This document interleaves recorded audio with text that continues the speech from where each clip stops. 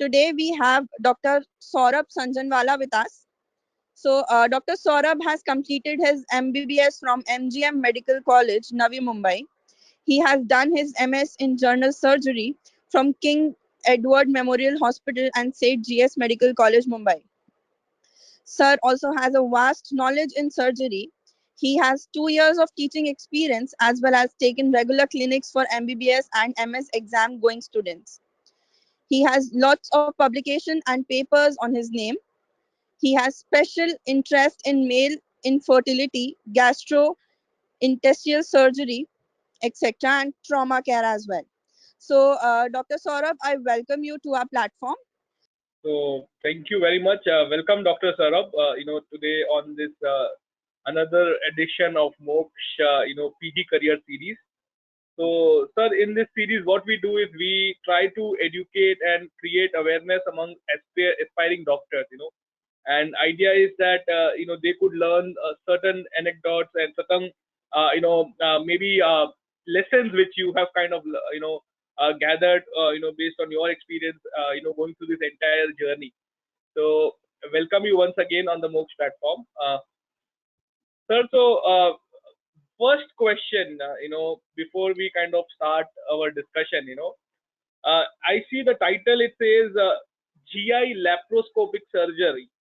So gastroenterologist and laparoscopic surgeon. So ये exactly what does that mean? मतलब ये होता क्या है?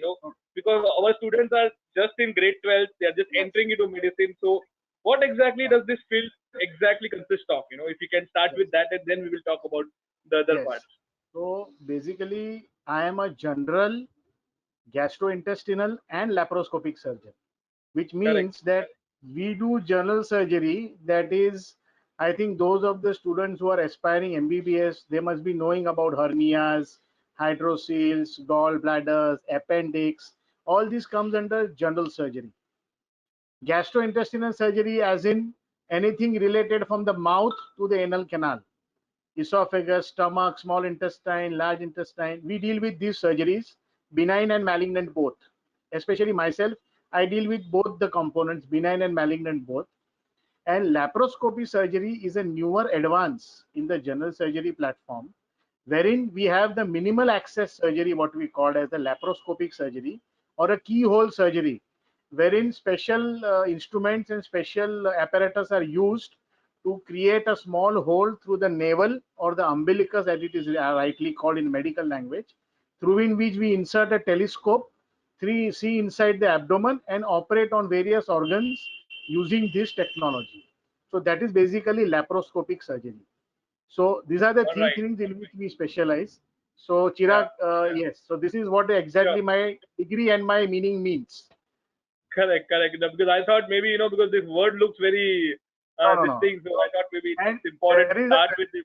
Yeah. sometimes there is a confusion between gastroenterologist.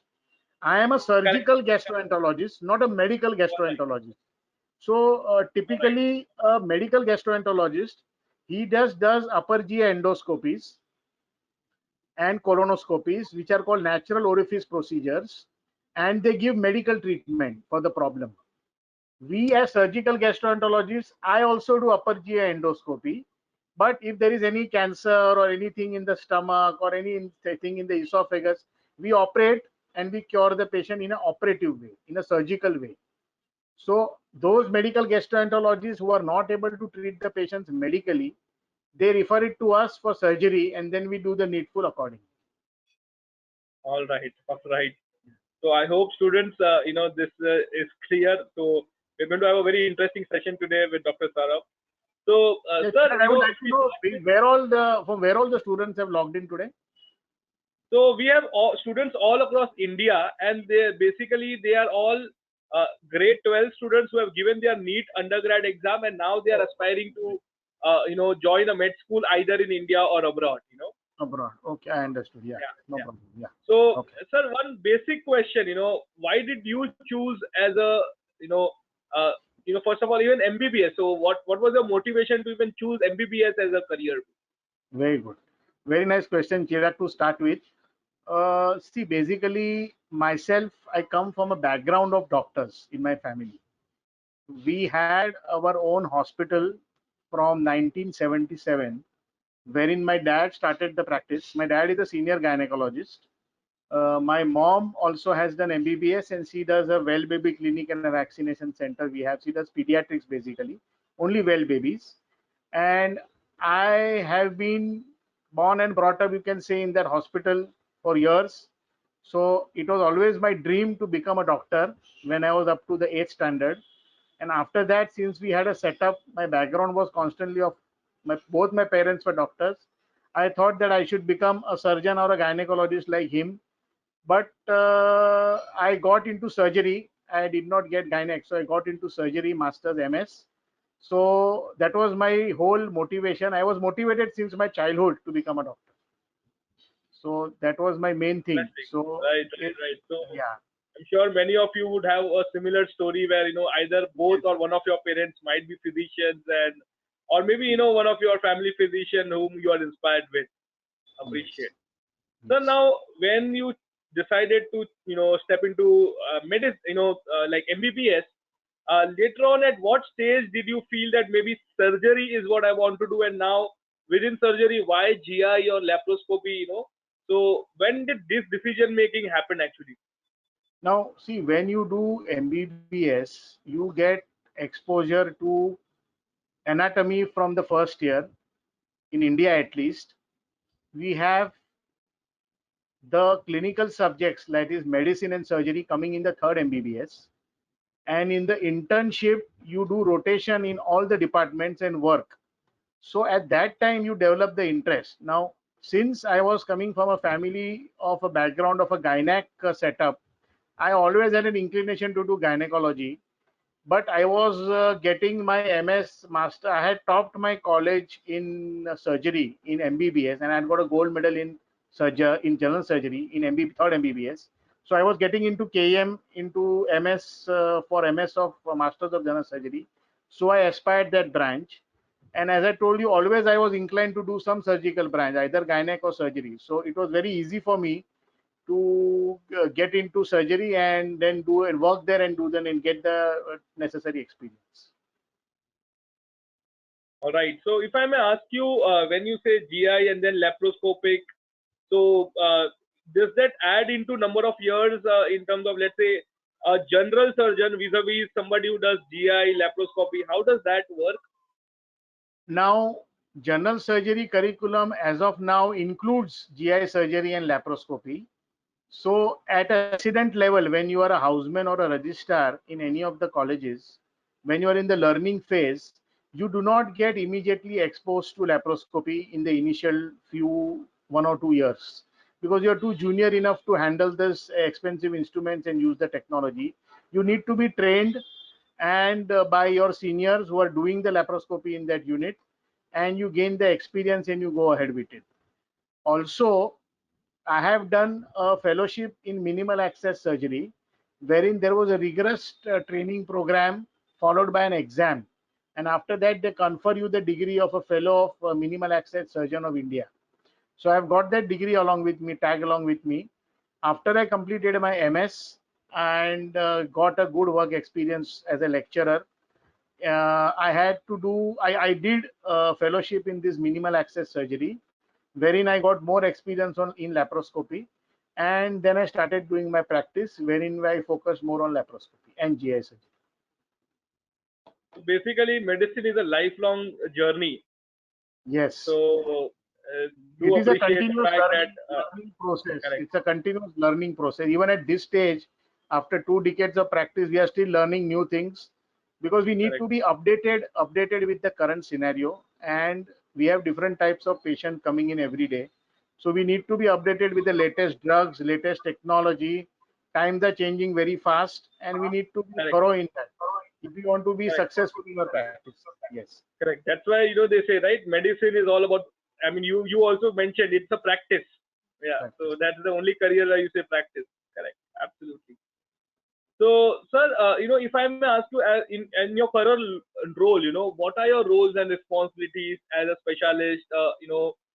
Is there a scenario that you have to do night duties, or how does it work in terms of your daily routine? do you only have a a fixed time for hospital surgeries and fixed time for consultancy? How does this routine, if a student aspires to become a professional like you, how will his schedule look like? Yes. Very nice question, Chirag. Now, this is a very long journey. I have almost now completing 2 decades of my practice. So, giving you a stepwise approach to this, when I started my practice initially, there was a lot of struggle.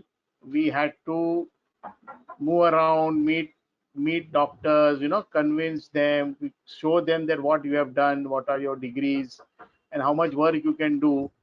And after that, you need to gain experience.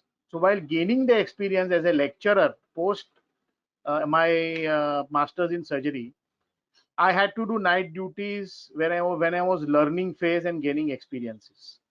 So the emergency used to be so heavy in a BMC hospital in Bombay, for example, at KM or Sion, that suppose on a Monday morning, if I join my duty at 6:30 in the morning, I reach my room or my resident quarters on Tuesday night at 2 o'clock. That hectic used to be the schedule, because considering the workload and everything, you have to, in your learning phase, slog yourself out to get that experience. Now, in the current scenario, those days have gone. Now we are quite senior enough. Now I have got juniors under me. I am attached to a municipal hospital at Dr. R.N. Cooper Hospital, which is at Juhu in Villeparle. I work there as an assistant honorary. It's an honorary job, social service. Basically, it's a what we have learned from the society, and we are trying to give it back to the society in a charitable form or in a free form, because patients have ultimately the people on which we have learned. Patients are on whom we have learned from. So we need to give that knowledge back to them for the benefit of the patients. So as of now, I am working at R.N. Cooper Hospital as an honorary, whereas I have no fixed time. I just go there as an honorary. I have my lecturer, I have my residents under me. Even I am a recognized teacher for CPS, that is FCPS, Fellow of College of Physician and Surgeon. I have a student under me whom I have to allot a thesis, and he has to work on that topic for a period of 2 years. Then we come out with some conclusion, some new cases. We do a trial of around 50 patients, then we conclude and we submit the thesis. So I am a teaching guide for my students at CPS at Cooper. So my schedule now, if you ask me, is mornings. Usually I have to be a freelancer because I attend many places. I go to different OPDs, different places I have to attend. Even I operate in the morning hours. So those patients who need to be operated also I have to visit in the morning. In the evening, I have my own OPD, private OPD, wherein I have my own patients who are coming in. And after that, after the OPD in the night, we have the rounds to be taken. So those patients operated in the morning, we take the rounds. So the entire day is actually a hectic one. In addition to that, I have also taken up multiple other jobs in Indian Medical Association. It's the biggest non-government organization of doctors, wherein I am involved in a very big way. I am the president of my branch at Juhu. So that covers an area from Daisar to Bandra. We have around 4,500 members. I am also the chairman for Maharashtra State. I am a Maharashtra State Hospital Board of India, wherein we help the hospitals in getting the NABH accreditation and all those things. So this is apart from my routine practice. This is just an extra social work done out of curiosity, or you can say out of liking and motivation to do something else extra. So this is what I'm doing, giving my time for. And days which some days are very hectic for me. So we work from Monday to Friday, and Saturday afternoon I work up to Saturday afternoon 2 o'clock, and after that I call it a day and I give time to my family. Because what I realize over a period of time is that this has no limit. Work has no limit. If you go on and on, there is no limit to it. So you need to draw a line somewhere. So for years now, I have been not doing any practice on Saturday evenings, and I give time to my family. So as of now, Right. this is my schedule. Yeah. Correct. So what I also students, so this is our learning. There are too many things to do. So the only way it is possible is efficient time management, which sir is doing. Second is passion. If you have liking, I mean, sky is the limit. So Yes. these are two very important things I did get to understand from your talk. So appreciate that, sir.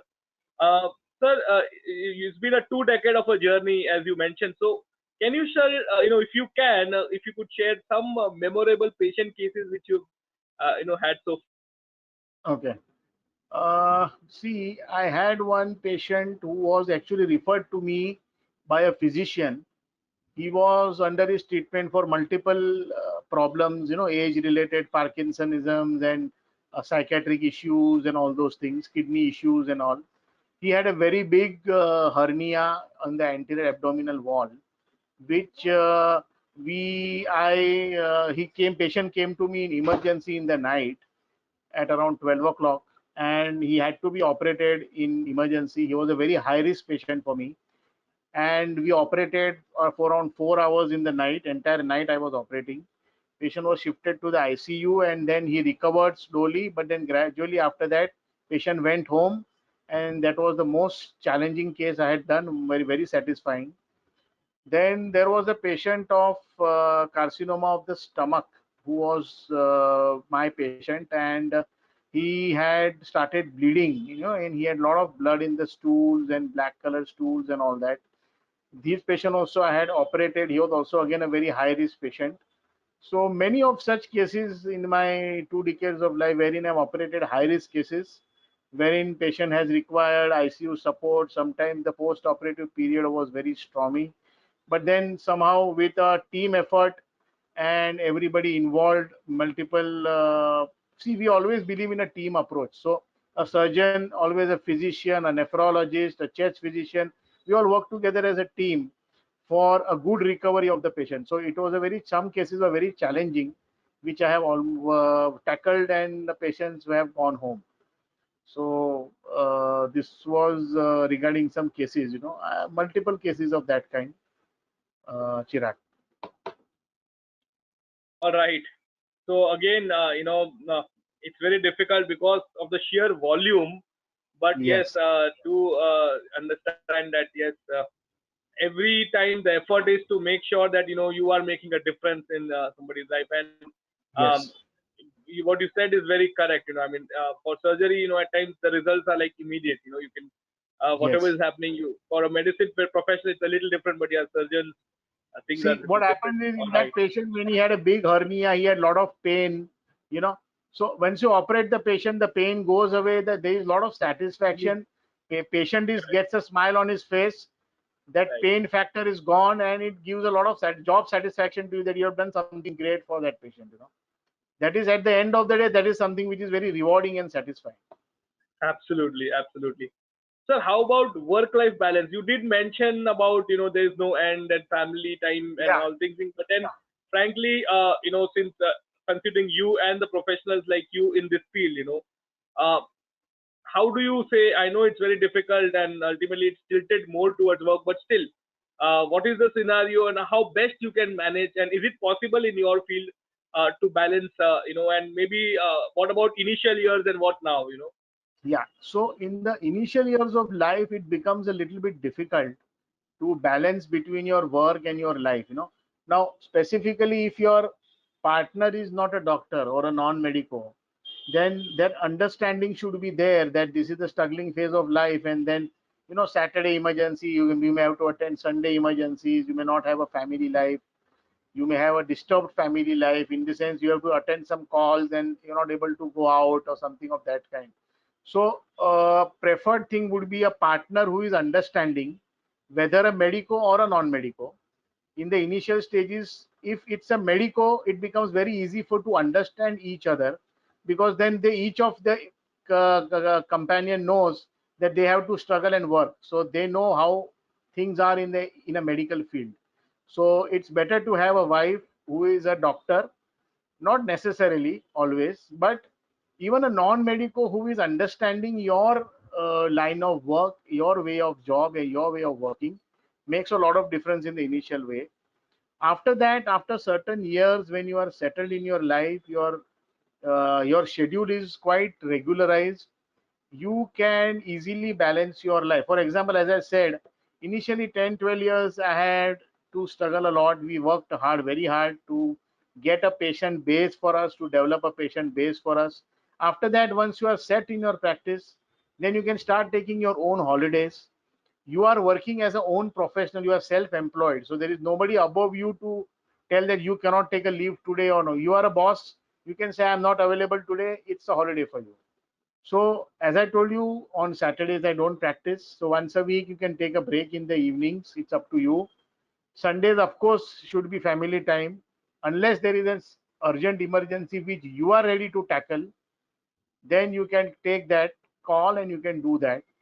So ultimately, it all depends on how you want to, what is your aim in life? You know, your aim in life is getting more patients, earning more money out of it, or you want to balance it that you are satisfied with whatever you have, take a break from the work at times whenever you require it, and spend time with your family. So it's totally a thing which a person has to individually decide. Initial years of life, I would say it is always better to get work hard and get to a certain level in your life. After that, all the things get easily managed. Your work, your personal life, everything is streamlined. Once you have kids, those who do early marriage, they have early kids, they settle early in life. Those who get married after their post graduation, they take time to settle because then they are busy settling and struggling in their careers, so they don't want to start a family. So there are multiple things. Then your background, how much support you have from your family, everything depends on your background, your family support. It's a big thing, you know. So it's a very difficult question to give a conclusion on it. But at the end of it, you need to assess your personal background, your personal financial requirements, your personal practice aims, and your family life. So this is very important. But I can tell you one thing: it is very important to balance work and life, your personal life, because ultimately at the end of the day, family comes first. Patient is always there, but you should never get lose the or forget a family in your aspiring to go to higher levels in your practice. This is my opinion. All right. So again, as you mentioned, it depends on individual to individual, their aspirations.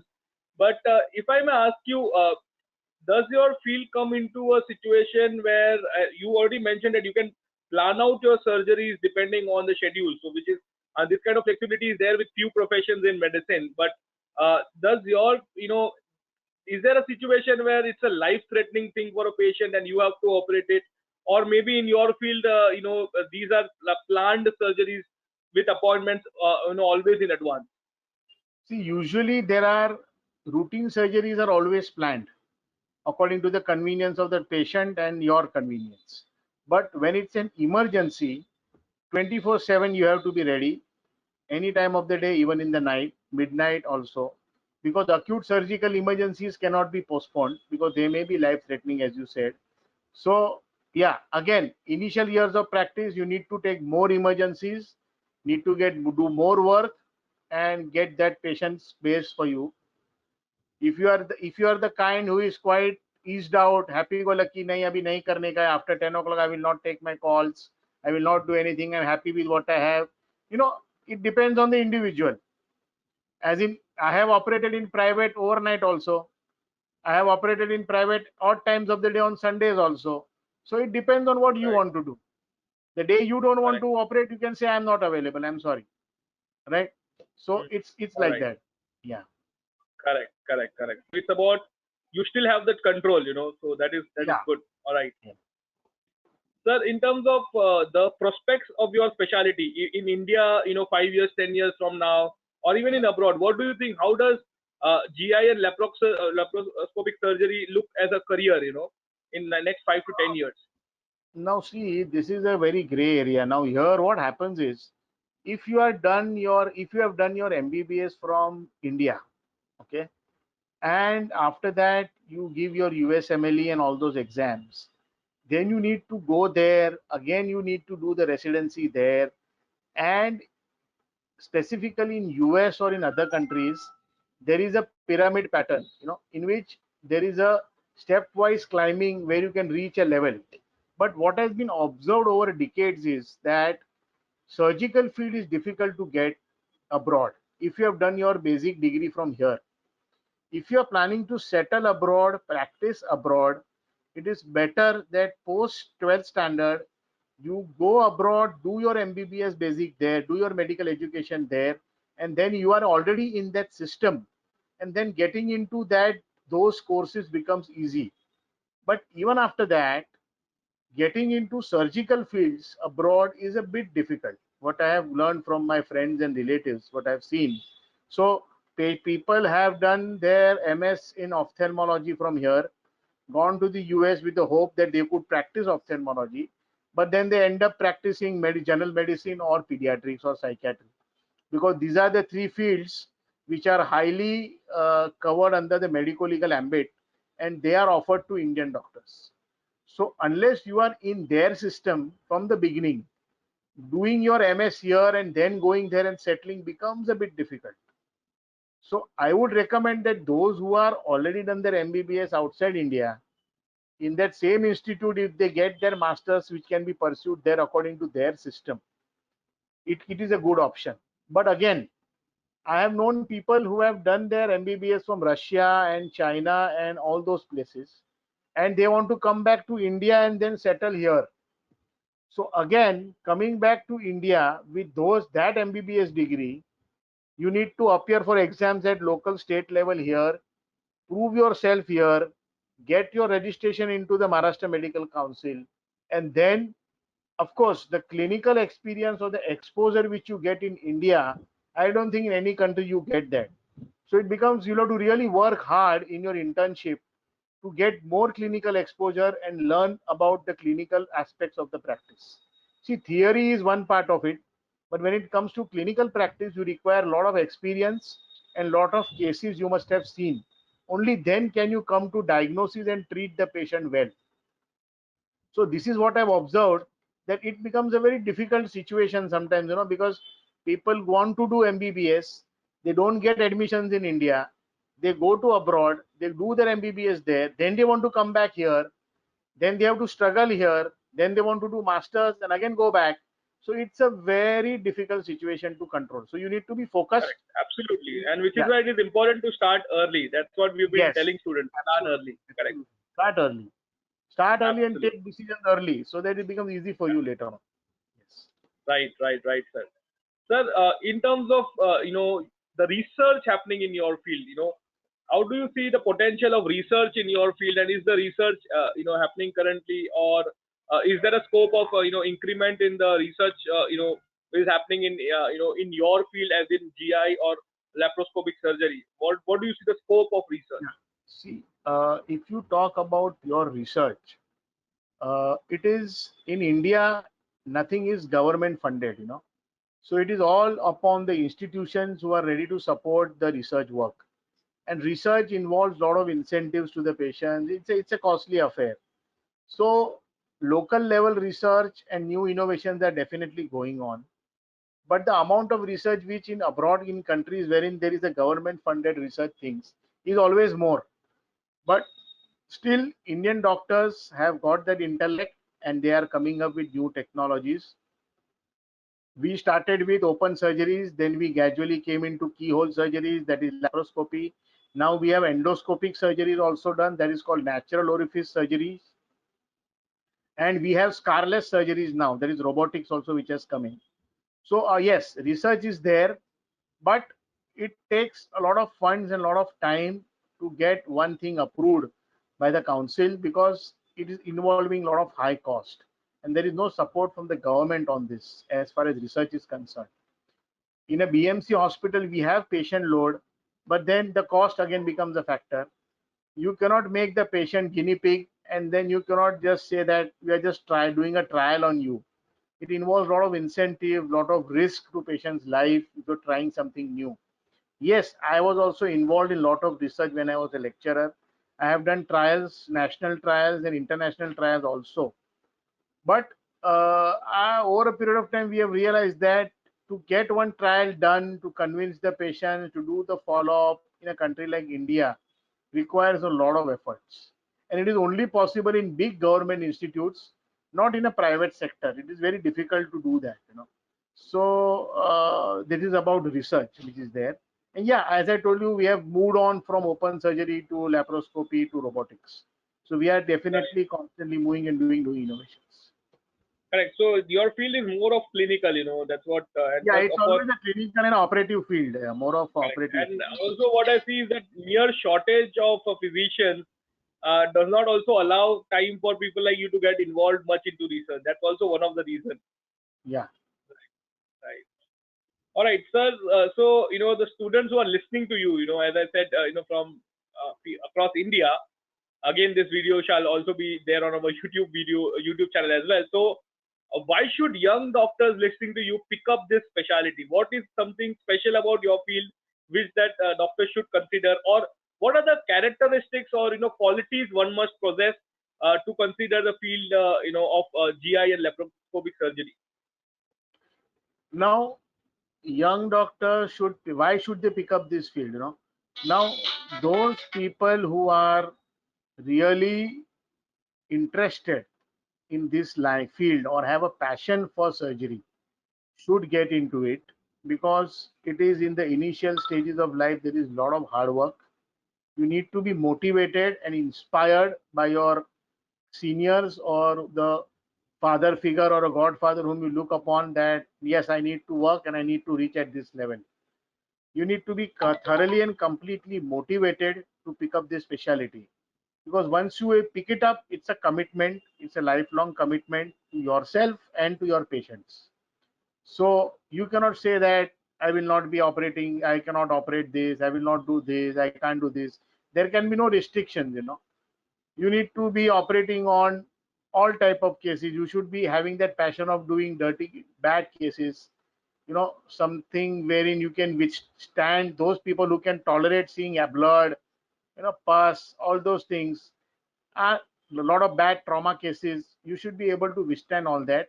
That self confidence and self motivation is the only key to pick up this specialty, starting from MBBS, because from the first day you will be entering, if you take anatomy, you will be entering into the dissection lab where cadavers are kept. It is a place which is highly, there's a lot of bad odor of the dead body and stink. You need to stand there, examine the body and learn on that. So you should be ready and motivated for it. You know, you can't say that I want a AC classroom and I want it should be all well lit and well decorated and there should be no smell. And you know, people faint. You know, in the initial student life, people faint in the dissection hall. They can't withstand that smell. You know, they can't take it. So it's up to you to decide. You should be really motivated and you should really have the inclination to go for it. That is all I would like to say for this.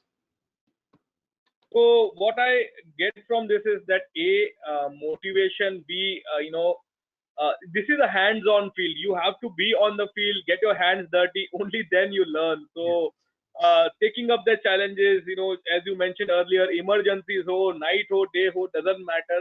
But that commitment, that passion is required in the initial few years to have a better life later on in your career. So students, this is very important, and plus you need to be, I would not say, basically, light hearted nahi chalega. You have to see a dead Yeah, yeah. body and You you need have to to be also very manage things. strong-hearted to be a surgeon. You cannot just be sentimental and emotional at things and decisions. You need to be very, Correct, correct, I correct. can say, Absolutely, aggressive. absolutely. Be aggressive in your approach.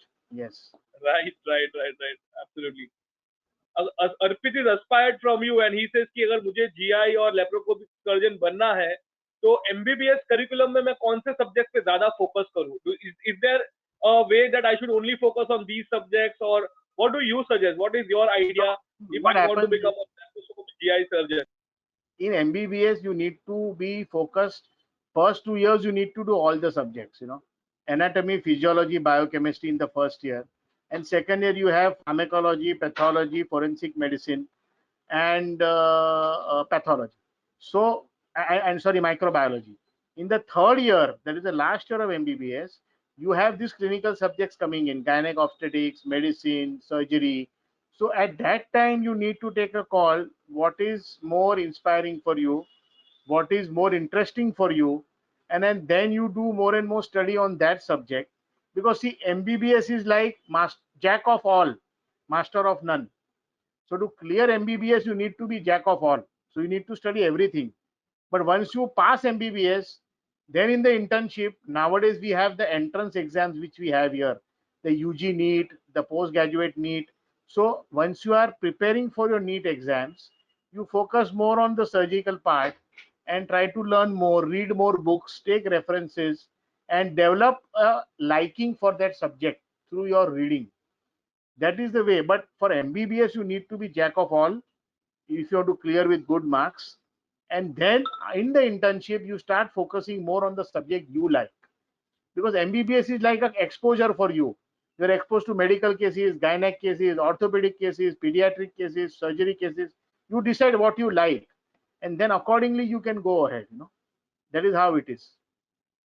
Absolutely. So very, very important thing. The first 2 years of MBBS, we are stressing so much on the MOOC session that start early and initial 2 years are your foundation. So foundation strong rakho, things will follow. So really appreciate that I would like feedback. to tell you one thing here. Even for Yeah. surgery, your anatomy has to be perfect. You are operating on somebody, your anatomy has to be perfect. So if you want to do surgery from the beginning, in the first year, you need to spend most of your time in the cadaveric lab, learn the anatomy on the dead body, master your anatomy. If your anatomy is good, you can do very well surgery. You can do very well, because that is the key thing.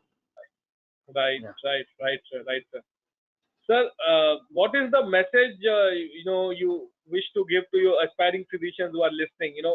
Not just about MBBS but about life and this thing. Before we take up question answer sessions, I already have very interesting questions from students. But one message you want to give to? Motivation, self-confidence, and passion. These are the three key words which are very important for each one of you to get into any field which you like. Because ultimately, at the end of the day, whatever you choose, you're going to practice for the rest of your life. Over, I think, 3-4 decades, till you are almost 65, 70, and you wish, "Okay, now I have done a lot of things, lot of work in my life, and I want to settle. I'm take it easy now." So you need to be really self-motivated to get into this field and really work hard to get to a certain level. This is my message. So unless you are motivated, you have the passion, and you have the self-confidence that you will be able to do it against all the odds, then you can get into this field. I completely second that and definitely agree. What sir mentioned, self motivation, very very important factor. जैसे sir ने बताया कि US में admission मिलना difficult है, surgery मिलना difficult है, or even in India the top government colleges, and believe me the people who are successful to do that, कितना भी बाहर से push कर लो, coaching provide कर ले, सब कर ले, मगर from within if you don't have that fire, then it becomes a challenge. So very important message that you have to take responsibility of your life for the next 5 to 6 years, then of course things will follow. So absolutely sir. He says that, sir, what was your experience after your first surgery, and how were you feeling after? What was the moment, and how did you feel after doing your first surgery? First surgery in my residency or first surgery in my private practice? What First you want? surgery ever. First surgery ever, First basically. surgery First time. ever. Excellent. Yeah.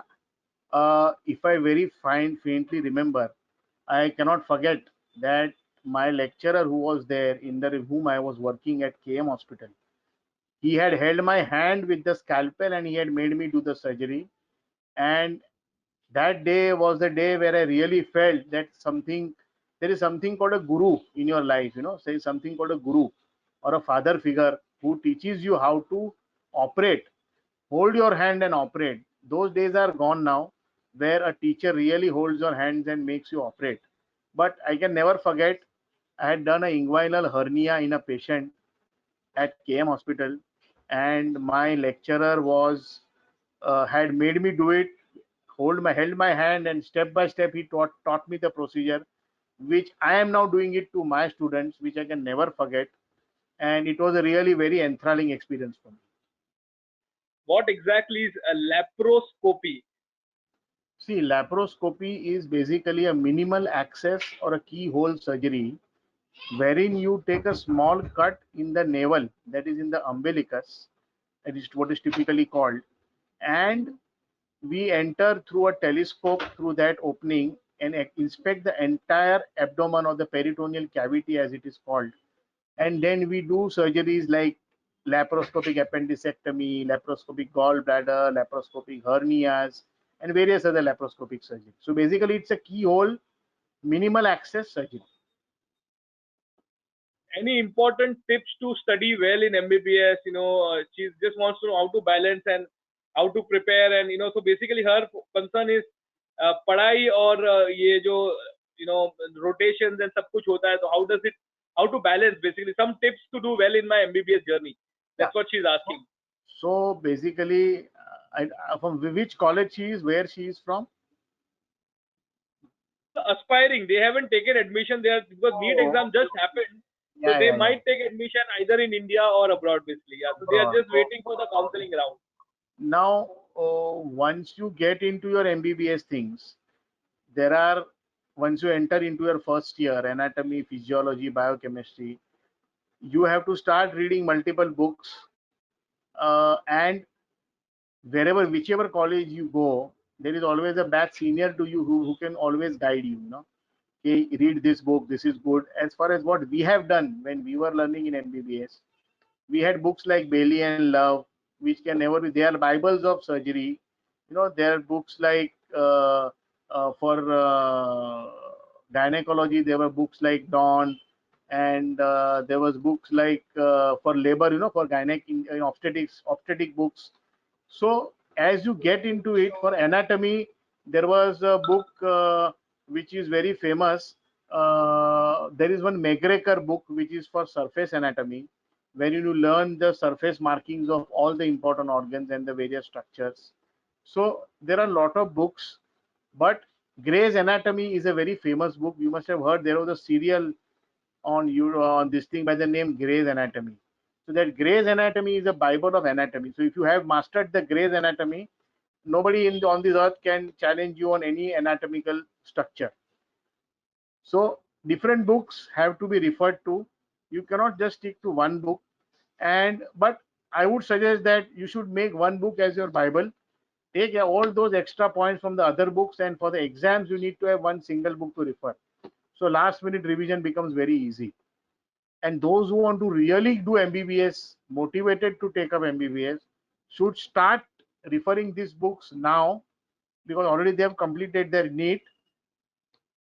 Take a feel of those books, go through the chapters, take a simple chapter, and for example, abdomen or thorax, whatever you like, take that chapter, try to read, try to understand. I know it's difficult now at this level unless you are being taught, but at least try to get the feel of it. You can have atlases of surgery, atlases of anatomy, where you can look for colored pictures, colored diagrams of the various muscles of the body, various nerves, various arteries, which will be giving you more and more interest in that subject. So those who really want to do it, this is the time when you are free. Open those books, just go through them, try to get a feel whether you can cope up, whether you'll be able to manage it. Well, try that. This is the way you can start learning. Right, absolutely. Sir, so for that, in fact, under this MOOCs Foundation course, we have given access to students. So students log into your LMS and do check out this material which is there on the LMS, and different subjects and books and everything. So appreciate that, sir. Sir, what motivated you to continue in the field in spite of stress and a lot of work and work pressure and all? Still, why are you motivated to continue and do so many things? See, once we start entering into private practice, you feel that satisfaction each day night when you return back home, that today you have done good for something, today you have done good for some patient, today you have cured him, you have relieved his pain. And this is the most important feeling which keeps you going on and on. You never get tired. In the midnight at 2 o'clock also, if I am told to operate, and I'm always fresh because my adrenaline rush is there in the body, which immediately as soon as any emergency comes, you get alert, go there, operate. It gives a different sense of satisfaction, and that, see, it can be only experience. I cannot say how it feels, but once you experience it yourself, that you have relieved somebody from agony, that feeling and that smile on patient face and the blessings that that patient give you, the doctor आपने मेरे लिए बहुत बड़ा काम किया, मेरा दर्द आपने निकाल दिया, those lines are very touching, and it keeps you going on in your life to work more and more. That is what I have observed in my life. So patients Right. motivate me more and more to work. Absolutely. So the answer is your patience. Absolutely. Very good, sir. Sir, in terms of Atif says कि it is possible कि human error भी होंगे, तो अगर कोई failures होते हैं surgery में, तो आप मैनेज कैसे करते हो अपने आप को? How do you overcome that challenges? Now see, if you are driving a car, you can always meet with an accident. Remember, it may not be your fault always, but yes, when you do volume work, when your work is more, mistakes are bound to occur. Only thing, you have to learn from your mistakes and do not repeat them again in the future. But at the same time, if you have worked well, got good experience, if you are patient enough when you are operating, not getting distracted, picking up mobile phones, iska phone aaya, iska phone aaya, uska phone aaya. People have that habit of कान में ear Bluetooth लगा के बात करते करते operate करने का. I don't believe in all that because it's a distraction. You are dealing with somebody's life. So, lot of expertise, good work experience. In spite of that, there can be mistakes. I don't say no, but you need to minimize the damage control. You should know what is the damage control, and most important, you should be able to manage the complication. You cannot tell कि ये गलती हो गई लेकिन अभी मेरे को मालूम नहीं अभी बीच में मैं क्या करूं. So you should be competent enough to manage your complications. So that is why getting into private practice early in your life is difficult, because you need to take experience post MS for at least 5 years in a government hospital, where there are a lot of people to cover your mistakes, to teach you and polish you up or refine your skills before you enter into private practice. In spite of that, there can be failures and there can be mistakes, but at the end of the day, you should know how to handle them and overcome the complications. You should not get disheartened by one mistake. It's a stepping stone for success, but never forget, always learn from your mistakes. That is very important. And never be Absolutely. overconfident. Never be overconfident about your skills. Always call for help at the time required. If you feel that a case is very complicated, we always call a colleague together to support. Two brains are always better than one. That is what we always believe. Especially in laparoscopic surgery, those who are really interested, is always a teamwork. Never operate alone. Always have a competent assistant with you who can be a good support morally as well as surgically. That is what all I want to say. All right. So now, last question of the day, we have a technical question from Gunjan. She says, sir, can you operate on a tumor with laparoscopy?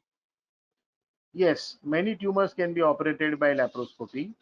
So it depends on which tumor and where, whether it is easily operable laparoscopically. There are a lot of factors involved in that, but yes, definitely tumors can be operated laparoscopically. My dream is to become a neurosurgeon, but the thought that a patient can die on the table under my supervision gives me chills and makes me think that I should never consider surgery. Any advice? Because of course the possibilities are that either he can save or either he cannot. So what does he do then Yeah, in that now mindset? exactly. Now I would like to tell Gaurav here, even if you are doing a non-surgical branch like medicine, patient can die anytime under your treatment. A patient who is come with an heart attack in the ICU under your care, if you are a cardiologist, patient may succumb to your treatment. Vis-a-vis a surgery, if you do well, patient may not die of your surgery, patient may die of his general condition. So do not fear death when you take up medicine. Death is a part which is inevitable at times. Patient, when he comes to you, may already be very bad. So do not hold yourself responsible every time the patient dies. It may not be your mistake. It may be it may be a general condition of the patient which has not allowed him to succumb to respond to your treatment. So fear of death is the last thing you should have before you take up surgery. This is what I would like to tell you. All right. So that was again a very important message. That yes, I mean, uh, eventualities and things which are beyond control. Of course, you should not You worry about cannot do that. You anything. think Yeah, even in the best of hands, correct. complications can occur. So never be disheartened by your failures. And remember one thing, students: death of a patient is not always a failure. You have tried your level best to treat the patient and give him a good life. But if ऊपर वाले की मर्जी नहीं होगी तो कुछ भी नहीं हो सकता है. Remember this. However hard you try, if he is destined to go, he has to go. So don't think you are just a mediator or a facilitator. You are not a god. We are not gods. We are human beings trained to do something good for the society, trained to serve our people and treat diseases. So again, if you have a strong heart, a very rough mind, only then take up this field. If you are very emotional, a death of the patient breaks you and you cannot come out of that for 5 days, you cannot practice. You need to overcome these things and move ahead in life. That's very important.